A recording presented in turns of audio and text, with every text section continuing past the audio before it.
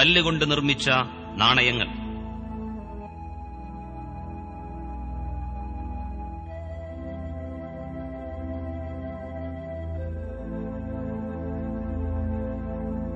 കുന്തിരിക്കം മരം അക്കാലത്ത് സമൃദ്ധമായി കൃഷി ചെയ്യപ്പെട്ടിരുന്നു.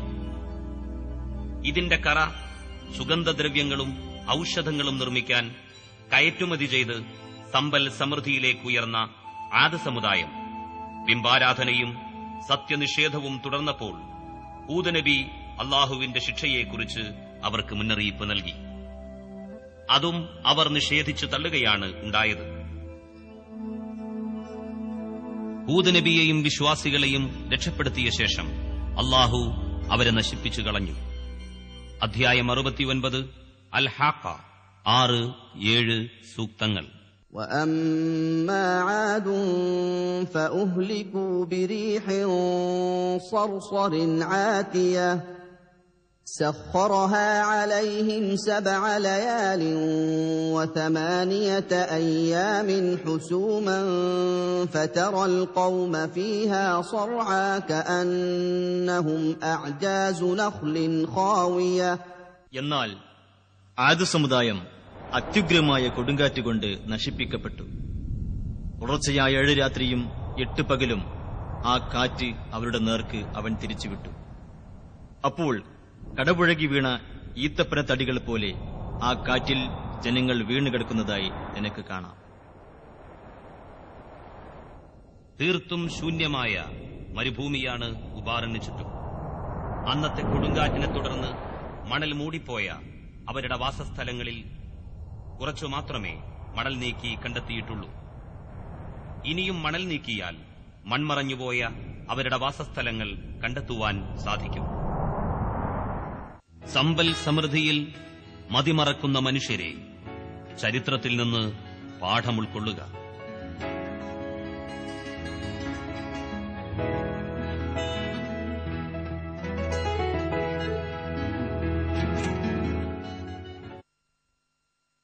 സ്വാലിഹ് നബിയും സമൂദ് ഗോത്രവും. ഏകദേശം 5000 വർഷങ്ങൾക്ക് മുൻപ് ഹിജ്റിൽ ജീവിച്ചിരുന്ന ഗോത്രമാണ് സമൂദ്. അവരിലേക്ക് അള്ളാഹു നിയോഗിച്ച പ്രവാചകനായിരുന്നു സ്വാലിഹ് നബി.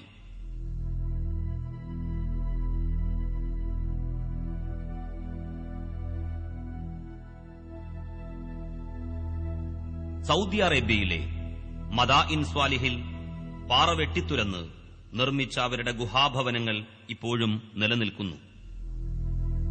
മദീനയിൽ നിന്ന് 405 കിലോമീറ്റർ വടക്കാണ് മദാഇൻ സ്വാലിഹ്. സ്വാലിഹ് നബി ജനങ്ങളോട് പറഞ്ഞു. അധ്യായം 11 ഹൂദ് 61 സൂക്തം. وَإِلَى ثَمُودَ أَخَاهُمْ صَالِحًا قَالَ يَا قَوْمِ اعْبُدُوا اللَّهَ مَا لَكُمْ مِنْ إِلَٰهٍ غَيْرُهُ هُوَ أَنشَأَكُم مِّنَ الْأَرْضِ وَاسْتَعْمَرَكُمْ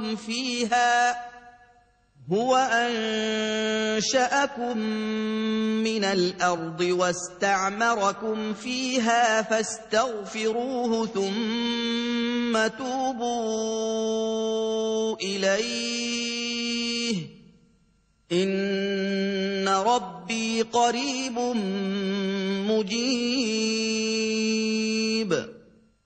സമൂദ് ജനതയിലേക്ക് അവരുടെ സഹോദരനായ സ്വാലിഹിനെയും നാം നിയോഗിച്ചു. അദ്ദേഹം പറഞ്ഞു, നിങ്ങൾ ദൈവത്തെ ആരാധിക്കുക. അവനല്ലാതെ നിങ്ങൾക്ക് യാതൊരു ആരാധനയുമില്ല. അവൻ നിങ്ങളെ ഭൂമിയിൽ നിന്ന് സൃഷ്ടിച്ചു വളർത്തുകയും നിങ്ങളെ ഭൂമിയിൽ അധിവസിപ്പിക്കുകയും ചെയ്തിരിക്കുന്നു. അതിനാൽ നിങ്ങൾ അവനോട് പാപമോചനം തേടുകയും അവങ്കിലേക്ക് ഖേദിച്ചു മടങ്ങുകയും ചെയ്യുക. തീർച്ചയായും എന്റെ രക്ഷിതാവ് സമീപസ്ഥനും പ്രാർത്ഥനയ്ക്ക് ഉത്തരം നൽകുന്നവനുമാകുന്നു. അധ്യായം 15 അൽ-ഹിജ്ർ 82 സൂക്തം. وَكَانُوا يَنْحِتُونَ مِنَ الْجِبَالِ بُيُوتًا آمِنِينَ. അവർ പർവ്വതങ്ങളിൽ പാറകൾ വെട്ടിത്തുരന്ന് വീടുകളുണ്ടാക്കി നിർഭയരായി കഴിഞ്ഞുകൂടുകയായിരുന്നു. അധ്യായം 89 അൽ-ഫജ്ർ 9-ാം സൂക്തം. وثمود الذين جابوا الصخر بالواد താഴ്വരയിൽ പാറ വെട്ടിത്തുരന്ന് കെട്ടിടമുണ്ടാക്കിയ സമൂദ് ഗോത്രം. അവരുപയോഗിച്ചിരുന്ന പൊതു കിണറിന്റെ ദൃശ്യം. മുഹമ്മദ് നബി സല്ലല്ലാഹു അലൈഹി വസല്ലം തബൂക്കിലേക്ക് സഹാബാക്കളുമായി യാത്ര ചെയ്തപ്പോൾ ഈ പ്രദേശത്തുകൂടിയാണ് കടന്നുപോയത്. അള്ളാഹുവിന്റെ ശിക്ഷ ബാധിച്ച സ്ഥലമാണിതെന്ന് പ്രവാചകൻ അവരെ ഓർമ്മപ്പെടുത്തുകയുണ്ടായി. സമൂദ് ഗോത്രത്തിൽ ചിലർ പൊതുചടങ്ങുകൾക്ക് ഉപയോഗിച്ചിരുന്ന ഒരു ഹാൾ.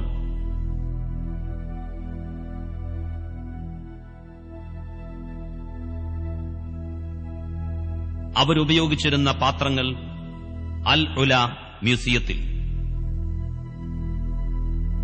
9 റൌഡി സംഘങ്ങൾ ആ നാട്ടിലുണ്ടായിരുന്നു. ബഹുദൈവാരാധനയും കൊള്ളയും അക്രമവും ധിക്കാരവും വ്യാപകമാക്കിയിരുന്നു അവർ. അസാധാരണ രൂപത്തിൽ ഒരു ഒട്ടകം സൃഷ്ടിക്കപ്പെടുകയും ആ ഒട്ടകം അവർക്കിടയിലൂടെ നടക്കുകയും ചെയ്തു. അതിനെ ഉപദ്രവിക്കരുതെന്ന് അല്ലാഹു അവരോട് കൽപ്പിച്ചു. അല്ലാഹുവിന്റെ ഒട്ടകം വെള്ളം കുടിച്ച സ്ഥലമാണിത്. അവർ ദൈവത്തെ വെല്ലുവിളിച്ചുകൊണ്ട് ആ ഒട്ടകത്തെ കശാപ്പ് ചെയ്തു. ആ പാതകം ചെയ്തത് ഇവിടെ വെച്ചാണ്.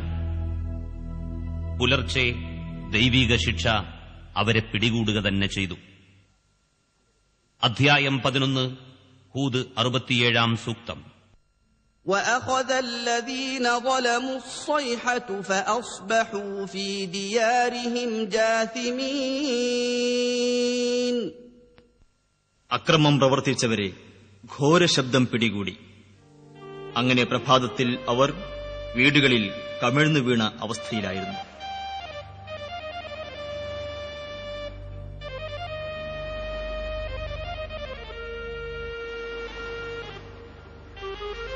ഈ ചരിത്രമാണ് അൽ ഉല മ്യൂസിയം ഡയറക്ടർ വിവരിക്കുന്നത്.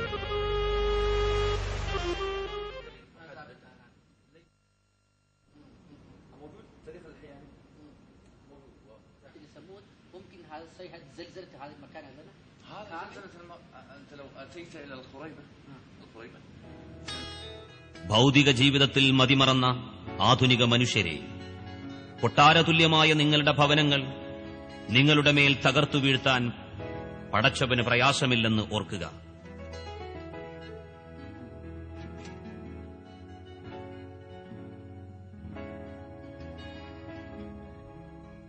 ദക്ഷിണ സിനായിൽ സ്വാലിഹ് നബിയുടെ ഖബറാണിത്. ഇബ്രാഹിം അലൈഹിസ്സലാത്തു വസ്സലാം ദക്ഷിണ ഇറാഖിൽ ബാഗ്ദാദിൽ നിന്ന് ഏകദേശം 400 കിലോമീറ്റർ തെക്കാണ് അന്നാസുരിയ പട്ടണം. അവിടുന്ന് 15 കിലോമീറ്റർ അകലെയാണ് ഇബ്രാഹിം നബിയുടെ നാടായ ബാബിലോണിയയിലെ ഊർ സ്ഥിതി ചെയ്യുന്നത്. അന്നാസുരിയ പട്ടണം യൂഫ്രട്ടീസ് നദീതീരത്താണ്. ഏകദേശം 4000 വർഷങ്ങൾക്ക് മുൻപ് ഖലീലുല്ലാഹി ഇബ്രാഹിം അലൈഹിസ്സലാത്തു വസ്സലാം ജനിച്ചത് ഇവിടെയാണ്. അല്ലാഹുവിന്റെ ചങ്ങാതി എന്ന് വിശേഷിപ്പിക്കപ്പെട്ട പ്രവാചകൻ. അദ്ദേഹത്തിന്റെ വിശ്വാസദാർഢ്യം ഖുർആനിൽ നിരവധി സ്ഥലങ്ങളിൽ വിവരിക്കുന്നുണ്ട്. ഇതാണ് ഇബ്രാഹിം അലൈഹിസ്സലാത്തു വസ്സലാമയുടെ വീട്. ഖുർആനിൽ 69 സ്ഥലങ്ങളിൽ അദ്ദേഹത്തിന്റെ പേര് പറയുന്നുണ്ട്.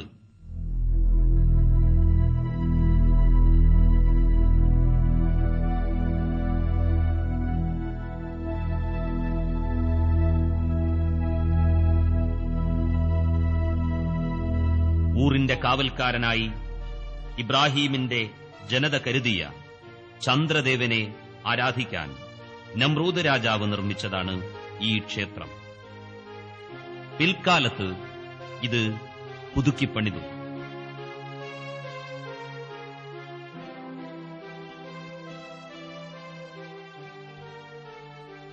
കൂടെയുള്ളത് ഇറാഖി പട്ടാളക്കാരനും ഊറിലെ ഗൈഡുമാണ്.